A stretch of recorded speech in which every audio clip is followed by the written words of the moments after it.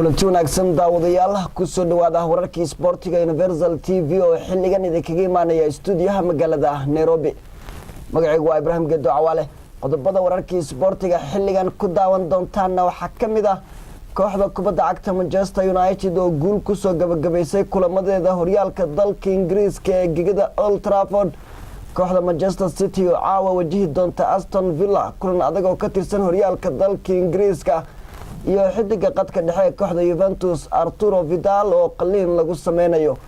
qodobadaas iyo qodobo kale aad ku daawan doontaan xilligan wararkii sportiga. marka hore aynu ku bilaawno horyaalka dalka Ingiriiska.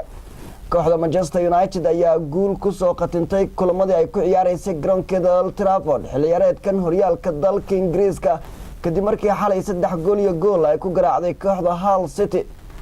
kooxda kubadda cagta ee Manchester United oo xilli ciyaareedkan guuldarooyinkii ugu badnaa garoonkeeda Old Trafford kula kulantay ayaa xalay macalinka kooxdaasi Ryan Giggs uu fursad siiyay ciyaartoy daayar oo kooxdaasi ka tirsan. waxaana kooxda kubadda cagta ee Manchester United goolka koowaad u siixay xidiga daada yar ee Wilson kaasoo kulankiisii ugu horeeyay oo heer sare u saftay xalay kooxda Manchester United. James Wilson ayaa goolka labaad kooxda United siiyay isla qaybta labaad ee ciyaarta. asaga gool qurux badan uu dhaliyay Matt Fryatt ayaa waxaa ka dawmaray Robin van Persie oo bedel ku soo galay ciyaarta goolka saddexaad ee Manchester United-na saxiixay. tababaraha kooxda Manchester United Ryan Giggs oo ah ciyaaryahan ka tirsan kooxda ayaa bedel ku soo galay qaybta dambe ee ciyaarta waana kulankiisii ugu horeeyay oo uu safto isagoo macallin ah. waxaana dhamaadka ciyaarta si wanaagsan loo macsalaameeyay xidigaha kooxda Manchester United ee Nemanja Vidic iyo xidigaha kale ee kooxdaasi iyadoo Vidic uu soo gabagabeynayo 8 sano u ciyaaraya kooxda Manchester United. weeraryahanka kooxda Manchester City Sergio Aguero ayaa ka maqnaan doona caawa kulan muhiim ah oo kooxda Manchester City ay la ciyaari doonto Aston Villa kaasoo ka tirsan horyaalka dalka Ingiriiska. kooxda Manchester City ayaa caawa wajahaysa Aston Villa kulan oo haddii ay badiso ay kula wareegi doonto hogaanka horyaalka dalka Ingiriiska oo xadda soo socoto la soo gabagabeyn doono. Yaya Toure la bedelay ciyaartii kooxda Everton ay la ciyaareen Manchester City ayaa la rajeynayaa inuu kulankan ciyaaro. waxaase kooxda Manchester City dib ugu soo laabtay xidiga Qiisas Navas oo dhaawac anqowga kaga maqnaa kulamadii ugu dambeeyay. weeraryahanka kooxda Aston Villa Gabriel Agbalnaho ayaa shaki la gelinaya inuu kulankan ka soo muuqan doono kadib markii dhaawac yar oo jilibka uu soo gaaray.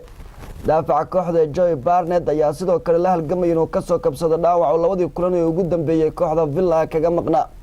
Manchester City ayaa muhiim u ah kulankan iyadoo ka faa'iideysan doonto haddii ay badiso barbardhicii kooxda Liverpool ay gashay toddobaadkan ee Crystal Palace 3-3 ku celisay.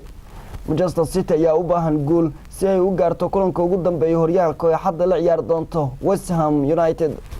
xidiga qadka dhexe kooxda Juventus iyo xulka qaranka Chile Arturo Vidal ayaa la shaaciyay in qaliin jilibka lagu sameyn doono.